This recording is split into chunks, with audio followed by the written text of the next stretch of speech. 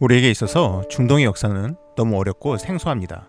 특별히 구약 성서의 내용들은 읽을 때 어려움이 있습니다. 이 영상에서는 창세기부터 말라기까지의 구약 성경 내용을 지리와 역사적 배경을 바탕으로 요약해서 설명을 드리고자 합니다. 왼편 상단에는 설명의 내용들이 구약 성경 어느 책에 나오는지를 표기해드리고 오른편 상단에는 대략적인 연도를 남겨드리겠습니다. 나중에 성경을 보실 때 참고하시면 도움이 되실 겁니다. 성경의 시작은 창조와 에덴 동산 이야기로 시작을 합니다. 그리고 노아의 홍수와 바벨탑 이야기가 언급됩니다. 이러한 내용들을 통칭하여 선역사 혹은 원역사라고 합니다. 이 원역사의 배경이 되는 장소의 정확한 위치를 알 수는 없으나 추정되는 곳이 바로 이 비옥한 초승달 지역이었습니다. 특별히 이라크 남부 지역이 시작점으로 유추가 됩니다. 노아의 세 아들 셈, 함, 야벳 이야기가 나오는데 이들의 후손들은 여러 민족들을 구성하게 됩니다. 지도에 나와 있듯이 파란색으로 표현된 셈의 후손들은 주로 중동 지역에, 녹색으로 표시된 함의 후손들은 아프리카, 애굽, 가나안 지역에, 그리고 빨간색의 야벳 후손들은 주로 현재의 터키 지역으로 흩어지게 됩니다. 그 가운데 셈의 8대 손이자 아브라함의 아버지였던 데라의 이야기가 이 중동 지역 갈대아 우르에서 시작됩니다. 아브라함의 아버지 데라는 가족을 이끌고 갈대아 우르에서 나왔습니다. 그리고 비옥한 초승달 지역을 따라서 하란에 정착을 합니다. 그곳에서 아브라함은 하나님의 부르심에 응답해서 가족을 이끌고 움직이기 시작합니다. 그리고 도착한 곳이 바로 가나안 땅이었습니다. 아브라함은 가나안 남부 브엘세바를 중심으로 정착하게 됩니다. 이후에 아브라함의 아들 이삭, 이삭의 아들 야곱, 그리고 야곱의 아들들도 이 지역 근방에 거주를 하게 됩니다. 어느 날 요셉을 질투한 야곱의 아들들이 요셉을 노예로 팔았으며 요셉은 애굽으로 끌려가게 됩니다. 하지만 하나님의 은혜 가운데서 요셉은 애굽의 총리가 됩니다. 여기에는 이러한 역사적 배경도 있습니다. 애굽은 함 족속의 후예들이었고 요셉은 셈 족속의 후예였습니다. 그런데 요셉이 노예로 팔려갈 당시 애굽은 힉소스에 의해서 통치를 받고 있었습니다. 힉소스는 셈족인 유목민들이었습니다. 그러하기에 셈족인 요셉이 힉소스인들에게는 큰 거부감 없이 받아들여질 수 있었습니다. 후에 기근이 닥치고 야곱의 온 가족이 애굽으로 이주를 하게 되었습니다. 하지만 시간이 흘러서 애굽은 또다시 함족이 통치권을 잡게 되었고 이스라엘 백성들은 종살이를 하게 되었습니다. 그로부터 약 430년 후 하나님께서 모세를 통해서 이스라엘 백성들을 다시 가나안 땅으로 인도해 오십니다. 10개의 재앙이 애굽 땅을 덮친 후 이스라엘 백성들은 출애굽하게 됩니다. 이스라엘 백성들은 약 45일 만에 애굽에서 시내산에 도착하게 됩니다. 지도상 빨간색 선이 이동 경로입니다. 그리고 시내산에 도착해서 약 11개월을 머물게 됩니다.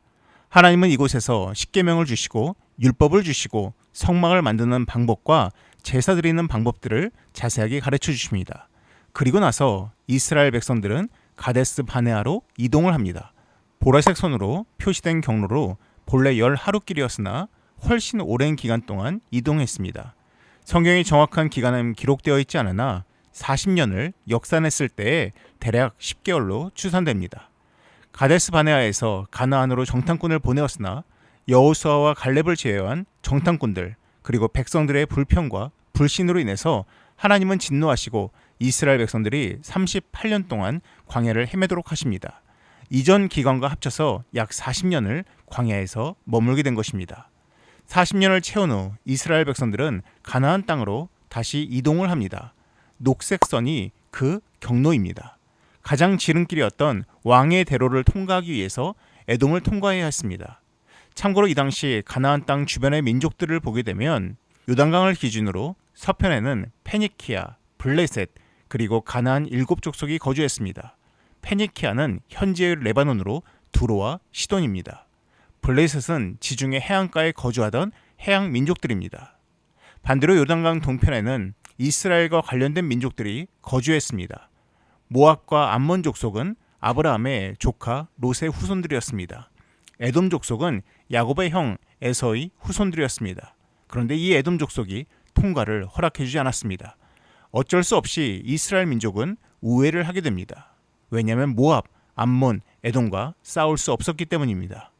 그로 인해서 유단 동편에 있는 유일하게 이스라엘과 관련이 없는 아모리 족속과 싸워서 진입을 시도하게 됩니다. 그리고 이제 가나안 땅 바로 앞까지 도달하게 됩니다.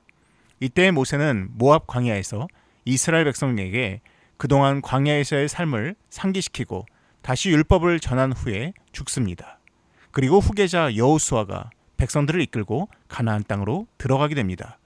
그곳에 거주하던 민족들과 전쟁을 펼치면서 영토를 점령해 나갔으나 다 진멸하지는 않습니다. 점령하지 않은 상태에서 제비를 뽑아 12지파에게 땅을 분배한 후 각 지파들이 점령을 하도록 합니다. 그런데 여호수아가 죽은 후 각 지파들은 그 명령을 수행하지 않습니다. 이방 민족을 노예로 삼거나 그냥 무시하고 삽니다. 그러다 후에 도리어 남은 가나안 민족들에게 지배를 당하게 됩니다. 그때 하나님께서는 온니엘, 에훗, 드보라, 기드온, 입다, 삼손과 같은 사사를 통해서 이스라엘 백성들을 구원하십니다. 지도에 표시되어 있듯이 사사들은 이스라엘 전역 곳곳에서 등장을 합니다. 그리고 가장 마지막 사사가 바로 사무엘이었습니다. 그런데 이스라엘 백성들은 사사보다는 왕을 원했습니다. 결국 하나님께서는 사무엘을 통해서 이스라엘의 첫 번째 왕 사울을 왕으로 허락하십니다. 그러나 사울은 초심을 잃어버리고 하나님 앞에 순종하지 않습니다. 그러자 하나님은 두 번째 왕 바로 다윗을 왕으로 세우셨습니다. 하지만 여전히 왕권을 차지하고 있던 사울 왕은 다윗을 죽이고자 하였고 다윗은 지도에 표현되어 있듯이 이스라엘 여러 지역으로 도망을 다닙니다. 그리고 결국 자기가 죽인 골리앗의 블레셋 민족에게 잠시 의탁을 합니다. 그리고 사울이 죽자 이스라엘로 돌아오게 됩니다. 그때의 나이가 30살이었습니다. 30살에 본인이 속한 유다지파의 왕으로 7년 6개월을 통치하다가 37살에 비로소 온 이스라엘의 왕이 됩니다. 후에 33년을 통치합니다. 다윗이 왕이 된 이후로 이스라엘은 주변 민족들을 점령해 나가기 시작합니다. 블레셋, 모압, 에돔, 암몬을 점령하고 병합하기 시작합니다. 이러한 강력한 국가는 다윗의 아들인 제3대 왕 솔로몬 때에 완성이 됩니다.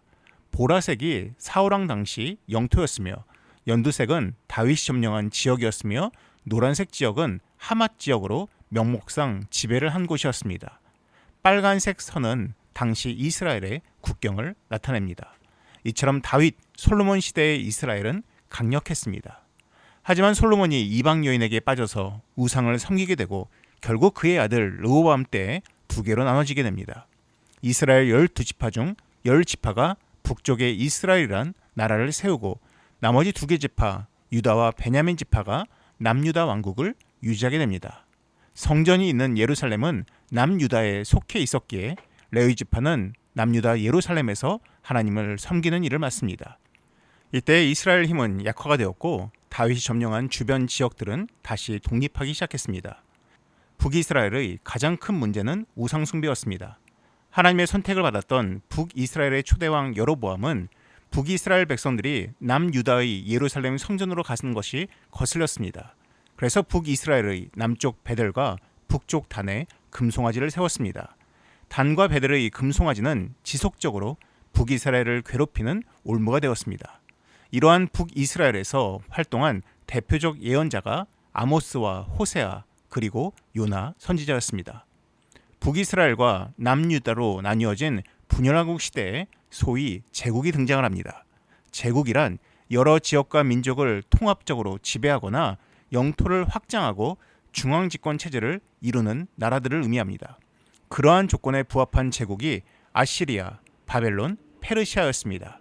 특별히 북이스라엘을 꾸준히 괴롭힌 나라는 아시리아, 성경에는 아수르로 기록된 제국이었습니다.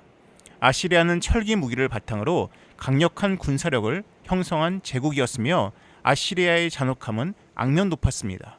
포로의 가죽을 산채로 벗기거나 목을 베어서 피라미드처럼 탑으로 쌓아 올리기도 했습니다. 이러한 아시리아의 수도 니느웨에 가서 말씀을 전하라는 하나님의 명령을 요나 선지자가 받았을 때 그의 심정이 이해가 됩니다.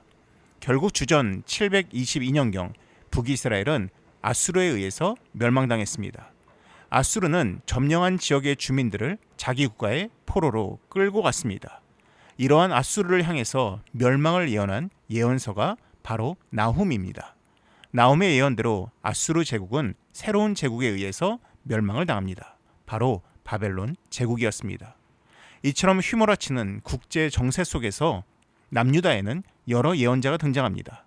이사야를 비롯해서 미가, 스바냐, 하박국, 그리고 가장 마지막에는 예레미야가 등장을 합니다. 이제 남유다 왕은 결정을 해야 하는 순간이 다가왔습니다.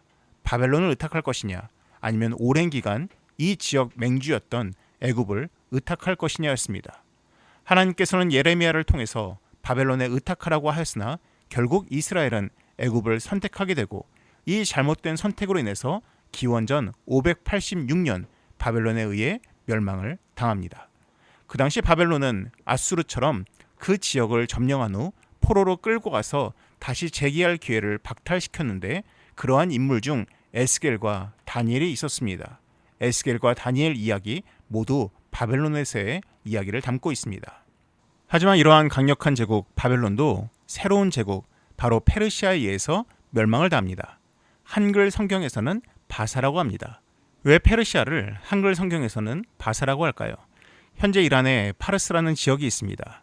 이 지역은 페르시아 민족의 역사적 고향으로, 이 지역의 이름은 고대 페르시아어 파르사에서 유래했습니다. 이 단어를 유대인들은 히브리어 파라스라고 불렀습니다. 그런데 고대 그리스 사람들은 이 지역 사람들을 페르시스라고 불렀습니다. 이것이 후에 영어로 페르시아가 되었습니다. 그런데 중국의 수나라, 당나라 기록을 보면 이 페르시아를 파사라고 표기했습니다. 신라의 승려 해초가 기록한 왕호 천축 국전에서도 페르시아를 파사라고 언급했습니다. 후에 한문으로 된 성경의 파사라는 단어를 초기 한글 성경 번역가들이 한국식 한자음으로 읽으면서 바사가 되었습니다. 참고로 페르시아 사람들은 자신들을 파르사라고 불렀습니다. 그런데 이보다 더 넓은 민족적 개념으로 자신들을 아리아라고 불렀습니다.